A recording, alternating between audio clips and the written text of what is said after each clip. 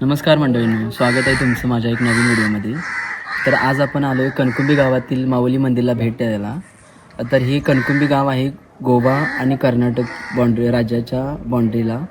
हे असं अनोखं मंदिर तुम्ही कधी बघितलं असाल तर कमेंटमध्ये नक्की सांगा. तर माझ्या उजव्या साईडला बघू शकताय हे आहे या मंदिरचं तीर्थकुंड. म्हणजेच 12 वर्षातून एकदा या कुंडातून एक दुधाचा कलरसारखं एक पाणी बाहेर येत आहे, ते पण फक्त 12 वर्षातून एकदा. आणि त्याच वेळेला 12 वर्षातून एकदा ह्या कुंडातून पांढऱ्या कलरचं एक पाणी बाहेर होतं आहे, म्हणजे त्याला तीर्थकुंड असं म्हणतात. आणि ज्या वेळेला 12 वर्षातून एकदा ह्या कुंडातून पाणी येतं आहे पांढऱ्या कलरचं, त्याच वर्षी ह्या मंदिराची मोठ्यानं जत्रा साजरी केली जाते.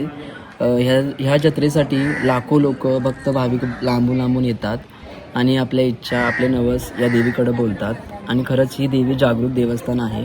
ह्या देवीचं नाव असं प्रत्येकी असं काय नाही, ह्या देवीला माऊली देवी म्हणून ओळखलं जातं. मागच्या व्हिडिओमध्ये आपण बघितलं ते चिगुळा गावातील माऊली देवी होती आणि ही कणकुंबी गावातील माऊली देवी आहे. ह्या दोघी पण बहिणी बहिणी आहेत.